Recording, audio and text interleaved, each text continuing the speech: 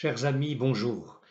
Je vous propose de suivre la lecture des 2 premiers versets du chapitre 13 de l'Apocalypse. Je vous les lis. « Puis je vis monter, écrit l'apôtre Jean, puis je vis monter de la mer une bête qui avait 10 cornes et 7 têtes, et sur ses cornes 10 diadèmes, et sur ses têtes des noms de blasphème.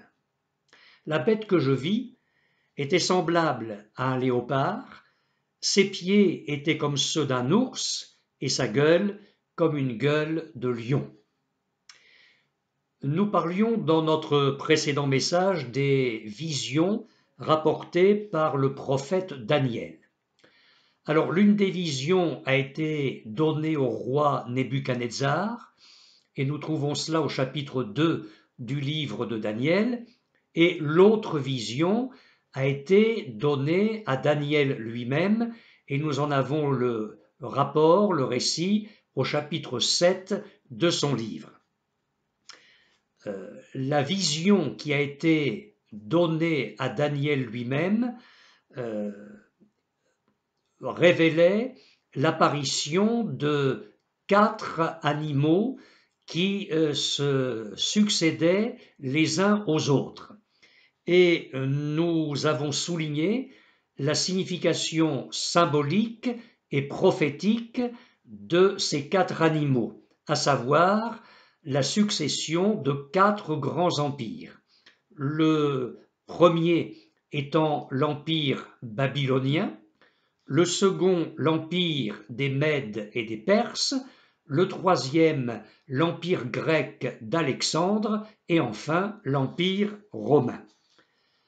En ce qui concerne le chapitre 13 de l'Apocalypse, chapitre très complexe dans son interprétation, il a donné lieu à de multiples commentaires, parfois très éloignés les uns des autres, et il a suscité par ailleurs certaines suppositions hasardeuses qui vont nous amener à beaucoup de prudence et d'humilité, une fois encore, en abordant ces versets de la parole de Dieu.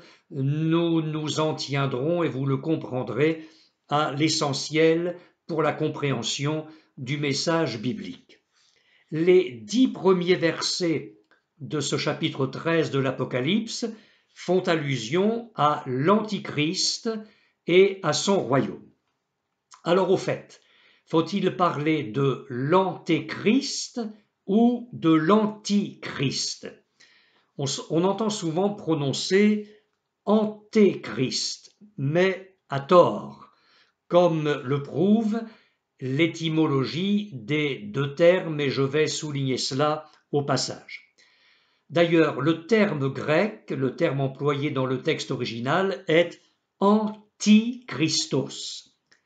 Le préfixe anti indique l'opposition, et je vais y venir, et le préfixe anté indique l'antériorité. En d'autres termes, Antéchrist signifierait celui qui vient avant le Christ, en quelque sorte son précurseur, c'est-à-dire l'homme qui paraîtra sur la scène mondiale avant le retour en gloire de Christ. Antichrist, lui, signifie celui qui s'opposera au Christ. Il est donc préférable de dire Antichrist que d'employer la forme usuelle Antéchrist. D'autres mots dans notre langue française où ces 2 préfixes se retrouvent nous permettront de bien comprendre la différence. Par exemple, on parle ou on dit antédiluvien en parlant d'animaux qui ont vécu avant le déluge. Par contre, on parle d'antisémitisme pour désigner le mouvement auquel appartiennent les adversaires des Juifs. Cette précision étant faite, nous allons faire tout d'abord le rapprochement entre le quatrième animal décrit par le prophète Daniel dans sa vision et la bête d'Apocalypse 13, les 10 premiers versets. Daniel, chapitre 7, verset 7, il s'agit d'un animal à 10 cornes. Après cela, écrit Daniel, je regardais pendant mes visions nocturnes, et voici, il y avait un quatrième animal, terrible, épouvantable, extraordinairement fort. Il avait de grandes dents de fer, il mangeait, brisait, et il foulait aux pieds ce qui restait. Il était différent de tous les animaux précédents, et il avait 10 cornes. Et maintenant, Apocalypse, chapitre 13, verset 1er, puis je vis monter de la mer, écrit l'apôtre Jean, une bête qui avait 10 cornes. Second rapprochement. Daniel chapitre 7, verset 8, il nous parle d'une petite corne ayant une bouche parlant avec arrogance. Je considérais les cornes, et voici une autre petite corne sortie du milieu d'elle, et 3 des premières cornes furent arrachées devant cette corne. Et voici, elle avait des yeux comme des yeux d'homme, et une bouche qui parlait avec arrogance. Apocalypse chapitre 13 verset 5, nous découvrons que la bête aura une bouche proférant des paroles arrogantes, elle aussi, et des blasphèmes. Et il lui fut donné une bouche qui proférait des paroles arrogantes et des blasphèmes. Troisième rapprochement, Daniel chapitre 7 verset 25, on découvre que l'animal injurie le Très-Haut, il prononcera des paroles contre le Très-Haut. Apocalypse chapitre 13 verset 6, la bête blasphémera contre Dieu, et elle ouvrit sa bouche, écrit Jean, elle ouvrit sa bouche pour proférer des blasphèmes contre Dieu, pour blasphémer son nom et son tabernacle, et ceux qui habitent dans le ciel. Un autre rapprochement, Daniel chapitre 7 verset 21, où l'on découvre que l'animal fait la guerre au sein du Très-Haut. Je vis cette corne faire la guerre aux saints et l'emporter sur eux. Et dans l'Apocalypse au chapitre 13 verset 7, nous découvrons que la bête fera la guerre aux saints et qu'elle les vaincra. Et il lui fut donné de faire la guerre aux saints et de les vaincre.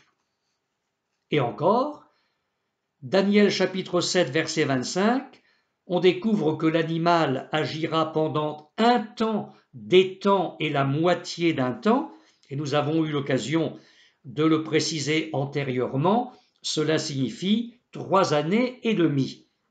Les saints, est-il écrit, seront livrés entre ses mains pendant un temps, des temps et la moitié d'un temps.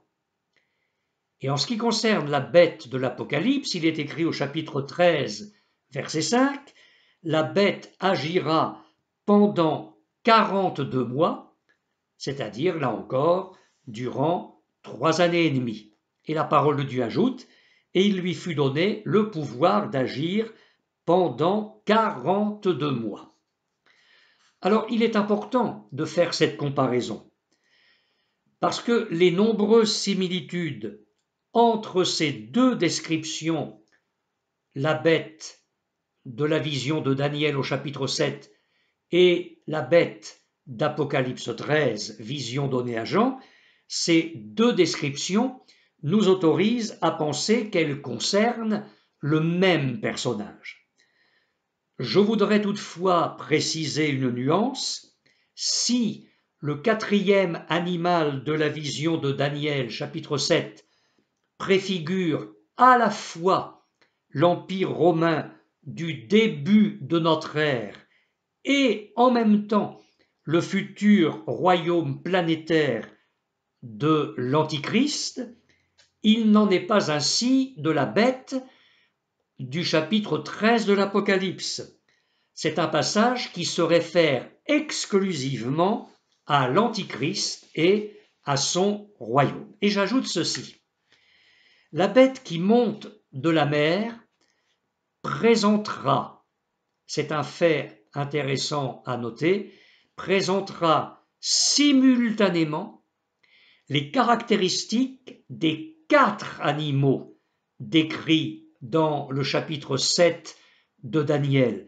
Rappelez-vous notre précédent message intitulé « Le temps de la grâce avant l'Antichrist » où vous retrouverez la description de ces 4 animaux. Vous retrouverez ce message sur notre site.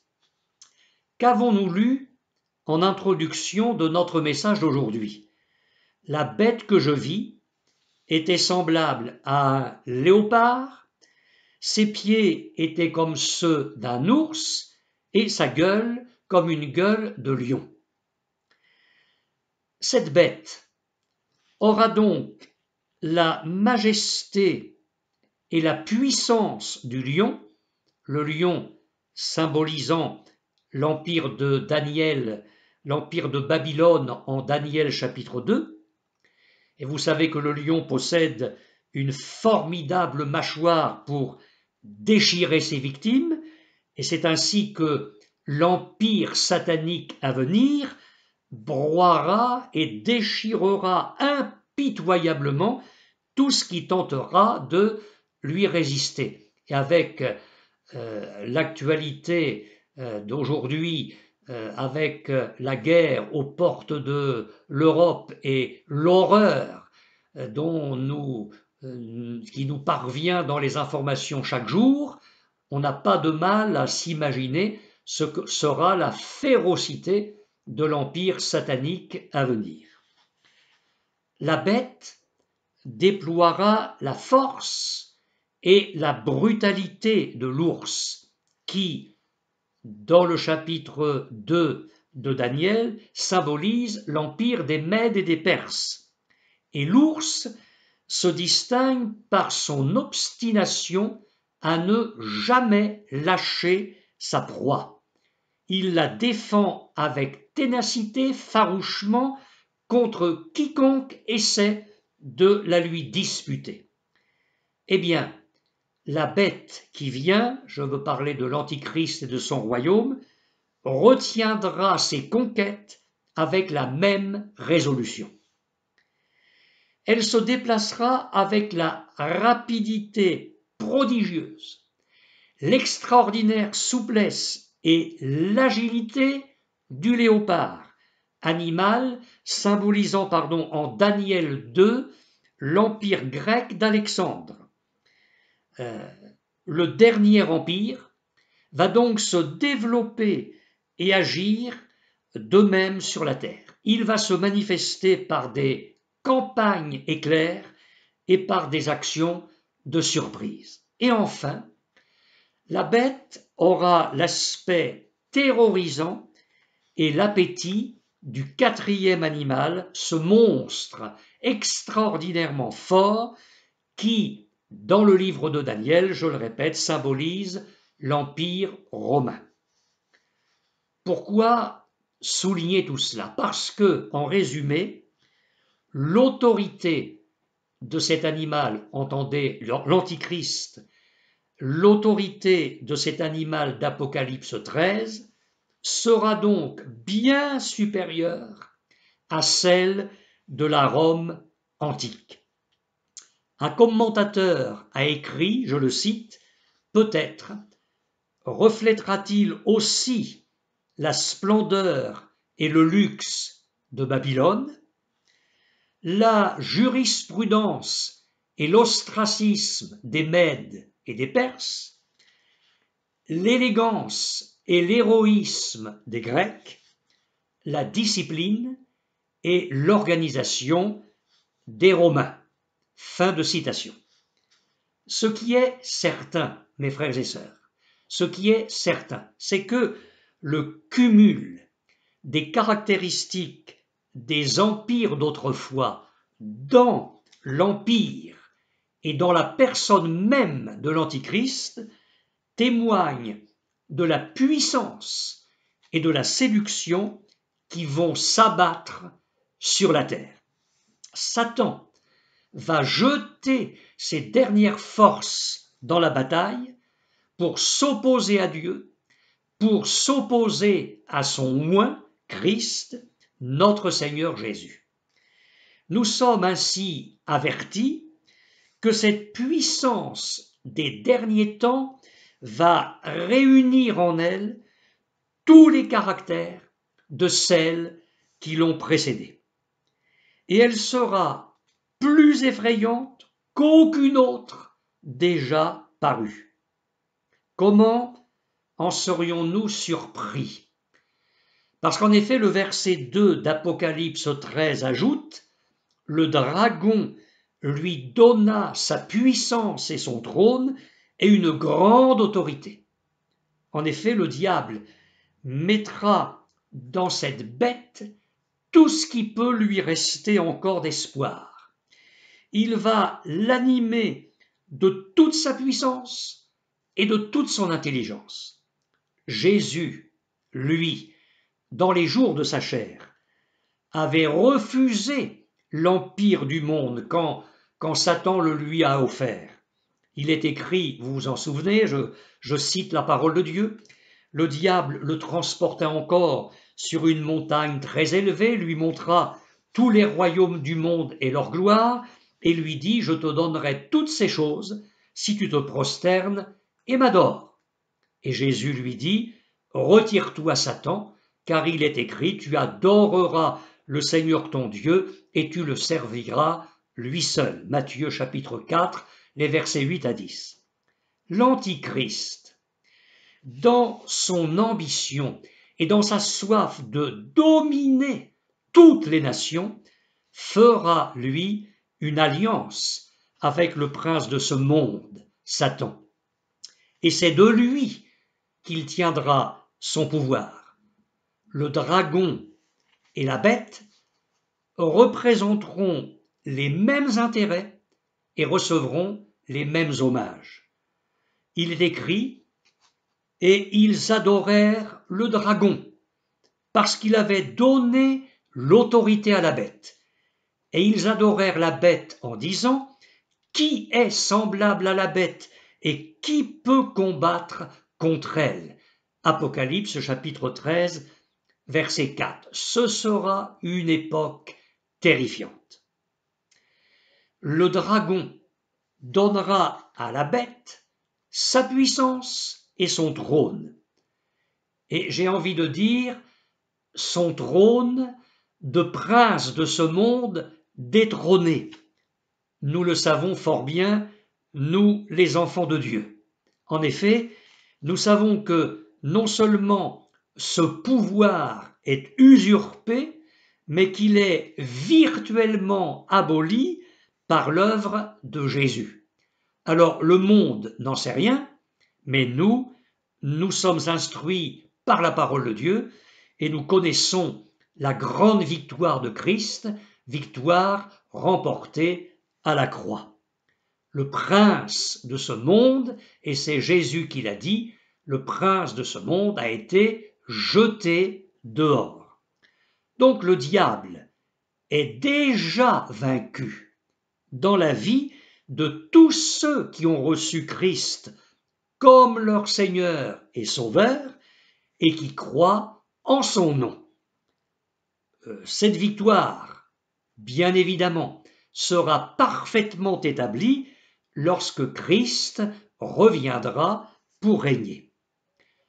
Le monde ignorant et enténébré, le monde séduit par l'offre apparemment splendide du diable, s'agenouillera pitoyablement devant son maître, Satan.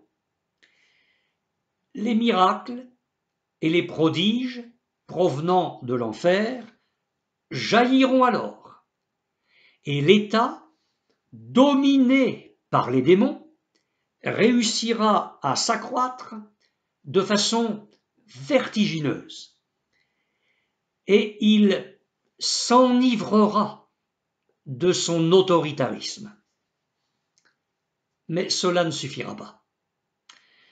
De même que Nebuchadnezzar, et vous relirez ces choses au chapitre 3 de Daniel, de même que Nebuchadnezzar ne s'est pas contenté du grand rassemblement des satrapes, des intendants, des gouverneurs, des grands juges, des trésoriers et des peuples, nations et hommes de toute langue qui ont révélé, notons-le au passage, l'étendue de sa domination, de même que Nebuchadnezzar a fait dresser la statue d'or haute de 60 coudées et large de 6 coudées, et notez la présence du chiffre 6 dans les dimensions de cette statue, de même que Nebuchadnezzar a organisé une solennité religieuse idolâtre dans l'adoration générale, eh bien, de même, nous voyons dans le chapitre 13 de l'Apocalypse le génie militaire se doublant d'une puissance religieuse, créatrice de miracles, et de cela aussi j'aurai l'occasion d'en parler ultérieurement.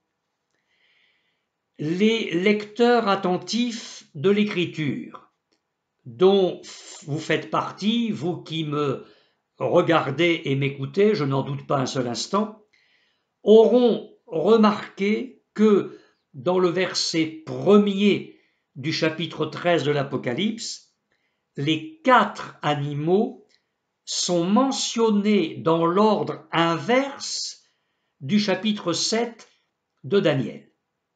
Dans le chapitre 13 de l'Apocalypse, on a d'abord le monstre, puis le léopard, puis l'ours, puis le lion, alors que dans le chapitre 7 de Daniel, c'est d'abord le lion, puis l'ours, puis le léopard, puis le monstre.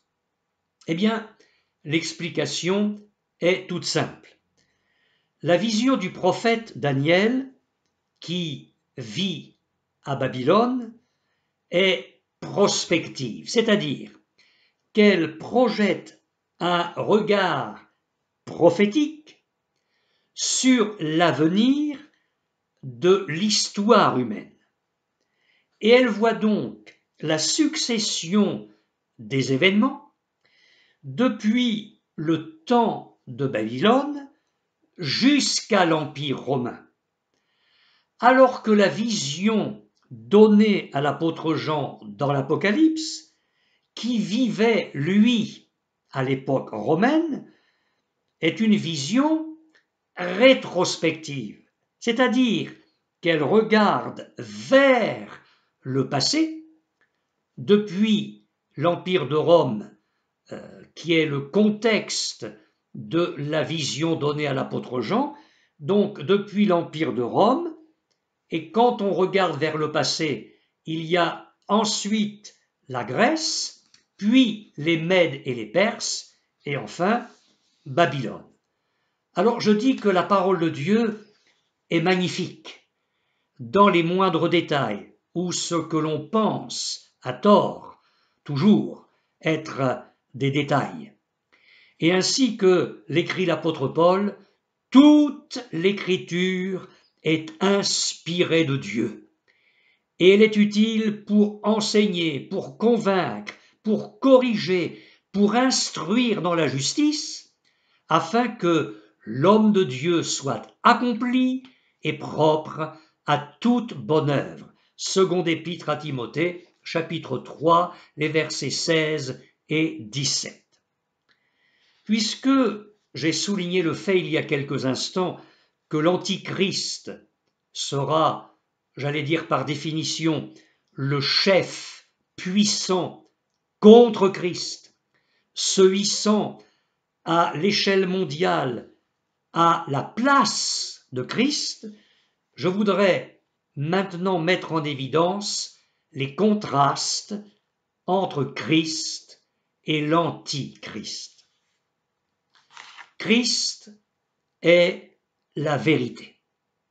Il a dit, « Je suis le chemin, la vérité et la vie ».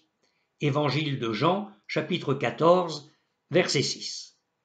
L'Antéchrist, lui, sera caractérisé par le mensonge. Paul écrit que l'apparition de cet homme se fera par la puissance de Satan, avec toutes sortes de miracles, de signes et de prodiges mensongers, et avec toutes les séductions de l'iniquité pour ceux qui périssent, parce qu'ils n'ont pas reçu l'amour de la vérité pour être sauvés. Seconde épître aux Thessaloniciens, chapitre 2, les versets 9 et 10. Jésus a d'ailleurs désigné dans son enseignement, il a désigné le diable comme étant le père du mensonge. Autre contraste, Christ est le Saint. La Bible dit, « Il nous convenait en effet d'avoir un souverain sacrificateur comme lui, saint, innocent, sans tache, séparé des pécheurs et plus élevé que les cieux. » Épître aux Romains, chapitre 7, verset 26. L'Antichrist sera l'impie par excellence. La Bible parle de l'apparition de cet impie. 2 Thessaloniciens, chapitre 2, verset 9. Autre contraste, Christ est le Fils de Dieu. Et les versets du Nouveau Testament qui parlent de lui en ces termes sont très nombreux. Eh bien, il n'est pas exagéré de dire que d'une certaine manière, l'Antichrist sera le fils de Satan. Autre contraste encore, Christ est rattaché à ce que l'Écriture appelle le mystère de la piété. 1 Timothée chapitre 3 verset 16, sans contredit, le mystère de la piété est grand. Et l'apôtre Paul parle alors de Jésus, celui qui a été manifesté en chair, justifié par l'Esprit, vu des anges, prêché aux gentils, c'est-à-dire aux païens, cru dans le monde, élevé dans la gloire. Et je le répète, nous savons bien évidemment qu'il est question ici dans ce texte de notre Seigneur Jésus-Christ. L'Antichrist, lui, sera rattaché à ce que la parole de Dieu appelle le mystère de l'iniquité. Que personne ne vous séduise d'aucune manière, écrit l'apôtre Paul, car, ajoute-t-il, il faut que l'apostasie soit arrivée auparavant et qu'on ait vu paraître l'homme du péché. Et l'apôtre ajoute encore, « Et maintenant vous savez ce qui le retient, afin qu'il ne paraisse qu'en son temps, car le mystère de l'iniquité agit déjà. » Seconde épître aux Thessaloniciens, chapitre 2, les versets 3, 6 et 7. Christ s'est humilié.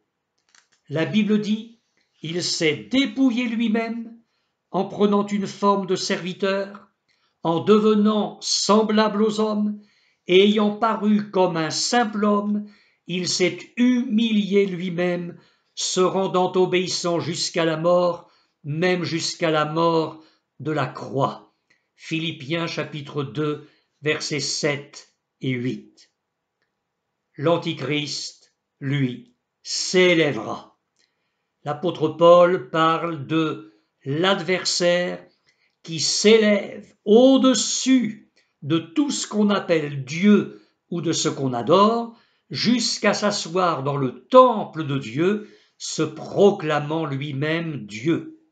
Seconde épître aux Thessaloniciens, chapitre 2, verset 4. Christ a été méprisé. Le prophète Ésaïe l'avait annoncé. Méprisé et abandonné des hommes, semblable à celui dont on détourne le visage, nous l'avons dédaigné, nous n'avons fait de lui aucun cas. Chapitre 53, verset 3. L'Antichrist sera admiré, adoré du monde entier, et toute la terre était dans l'admiration derrière la bête, et ils adorèrent la bête en disant: qui est semblable à la bête et qui peut combattre contre elle?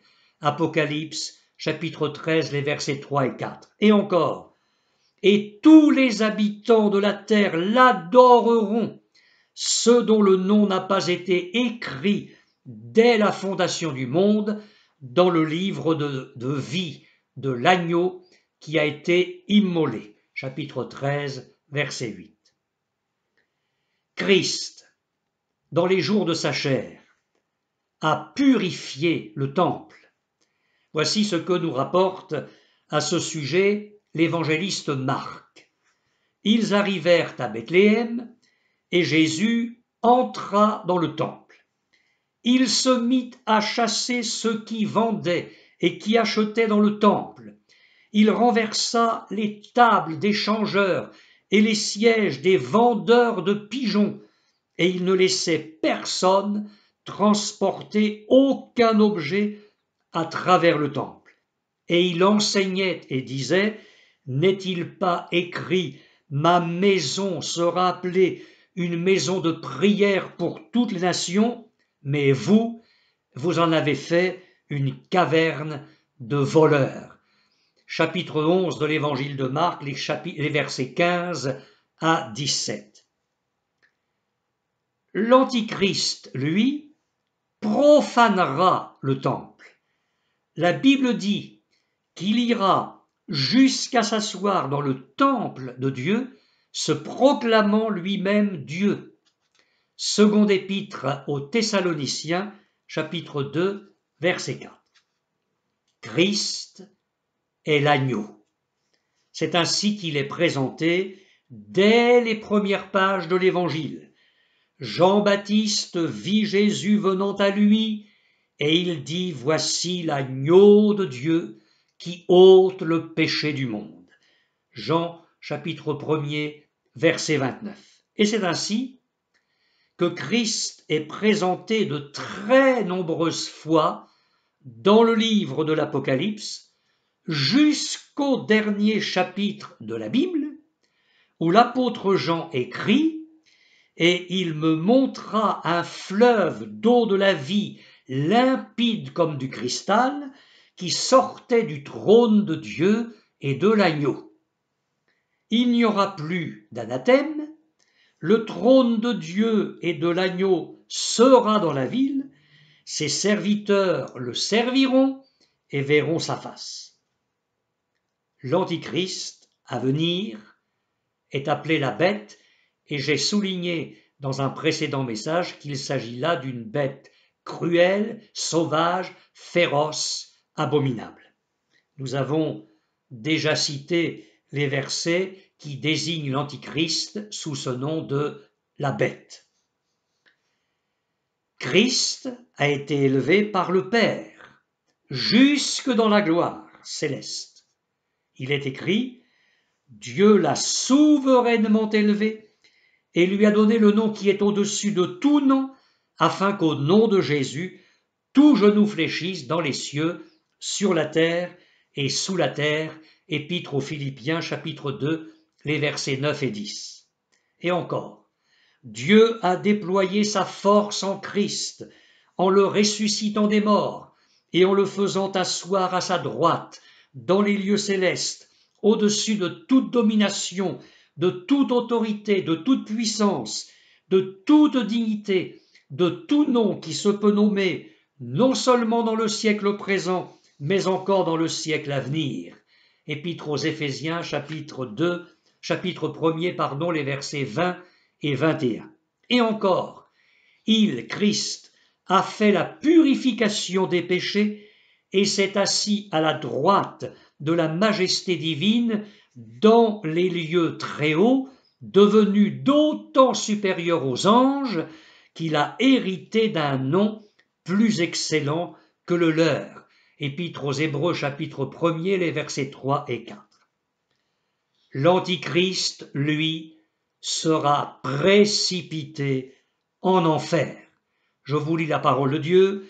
Et la bête fut prise, et avec elle le faux prophète, qui avait fait devant elle les prodiges par lesquels il avait séduit ceux qui avaient pris la marque de la bête et adoré son image. Ils furent tous les deux jetés vivants dans les temps ardents de feu et de soufre. Apocalypse, chapitre 19, verset 20. Eh bien, mes amis, cette comparaison entre Christ et l'Antichrist n'est pas exhaustive, elle n'en a pas la prétention. On pourrait citer bien d'autres contrastes encore, mais les points que je viens de souligner suffisent à confirmer que l'Antichrist sera à la fois un faux Christ et qu'il sera contre Christ, se faisant passer pour un ange de lumière, pour mieux plonger le monde entier dans les ténèbres. Et dans les ténèbres, sur le plan moral et sur le plan spirituel. Comme Satan, il détruira au lieu de construire. Promettant la paix, il enfoncera le monde dans la guerre. Il aura tous les traits de Satan qui l'habitera et de qui il tiendra sa puissance et son pouvoir. Alors, arrivé à ce point de mon message, et je vais bientôt conclure, est-il nécessaire de vous rappeler, mes frères et sœurs et mes amis, que la neutralité dans le domaine moral et spirituel n'est pas possible. Nous nous avançons vers des temps où le peuple de Dieu doit entendre la voix puissante de l'Esprit qui s'adresse aux églises, et où le peuple de Dieu doit comprendre la nécessité de se sanctifier, de se séparer de l'esprit du monde et de se consacrer entièrement au Seigneur. Jésus a beaucoup insisté sur l'impossibilité d'être neutre ou d'avoir un cœur partagé. Voici quelques-unes de ces paroles qui doivent nous amener à une profonde réflexion. Il a dit : « Celui qui n'est pas avec moi est contre moi. » Donc il n'y a pas de neutralité.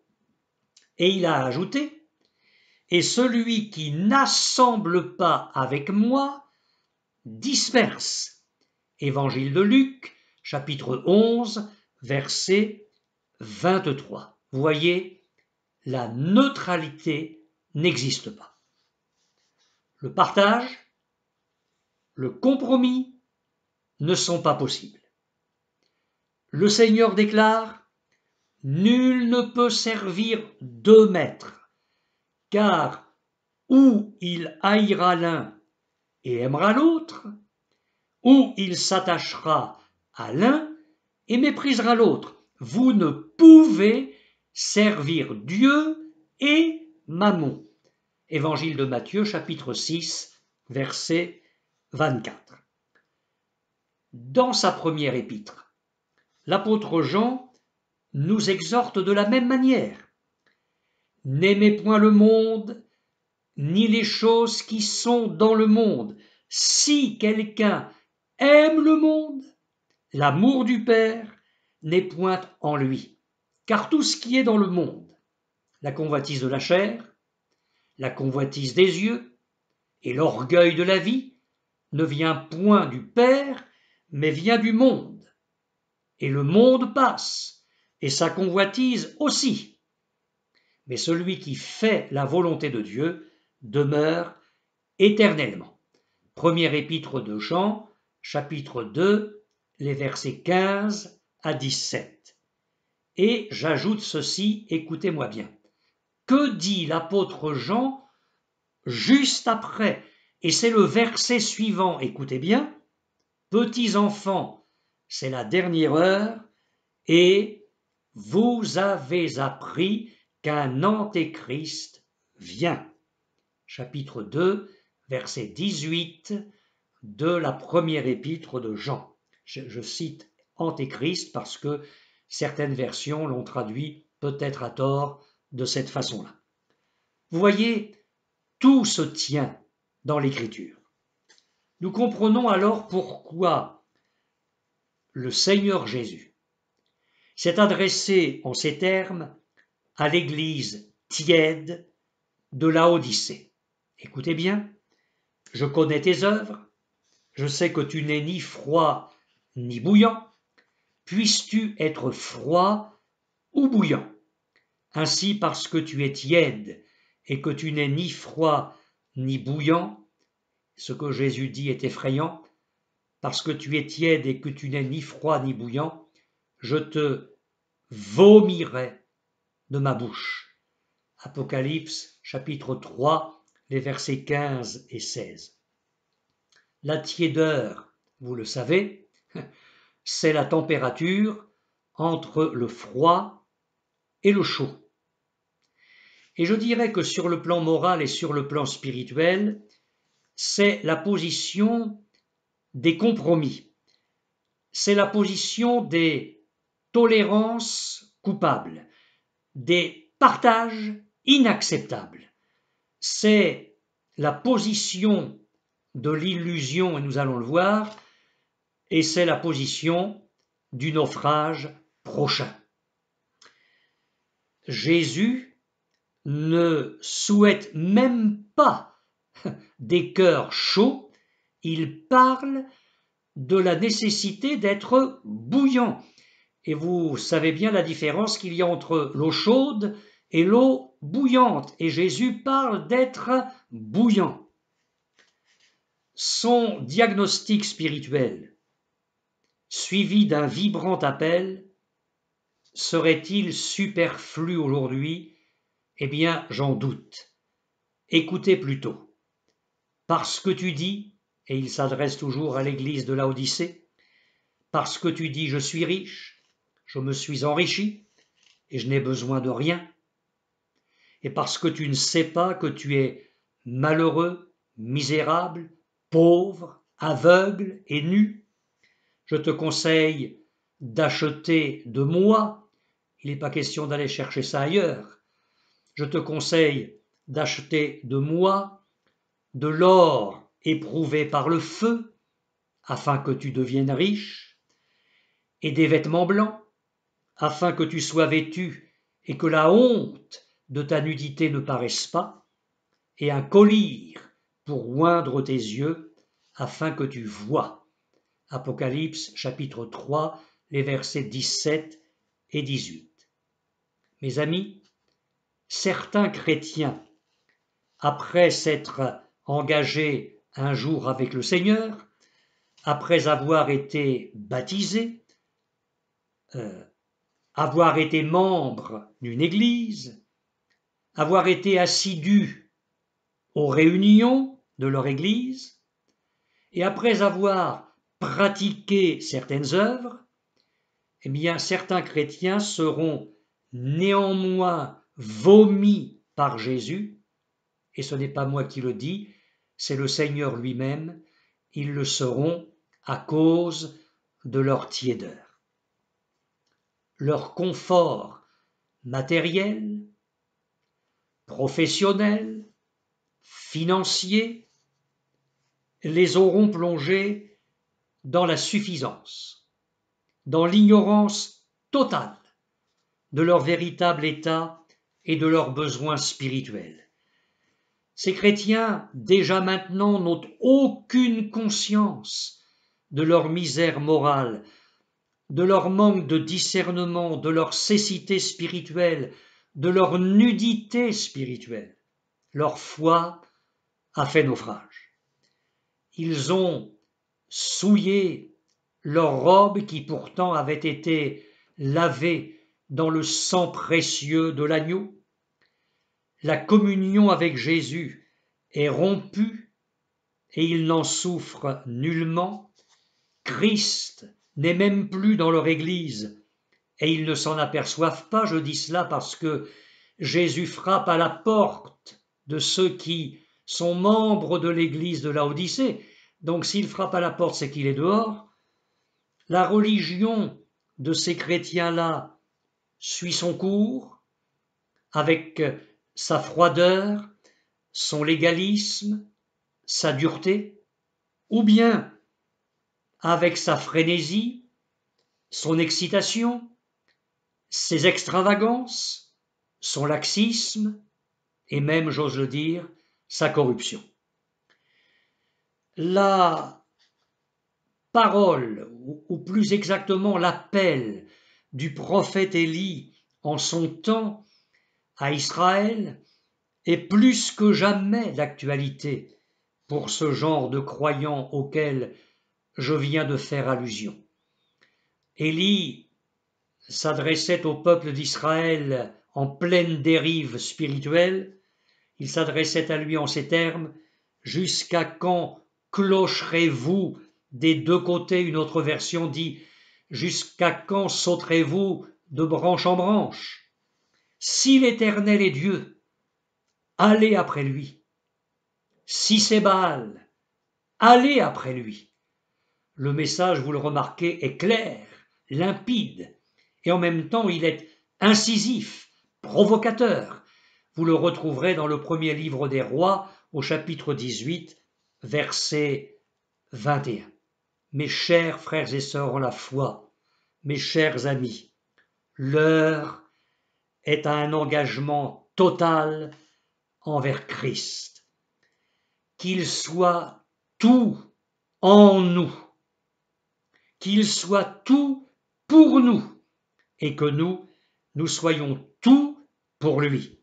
C'est, je vous le dis avec une forte conviction personnelle, c'est notre seule sécurité face à l'esprit de l'Antichrist qui s'abat sur le monde.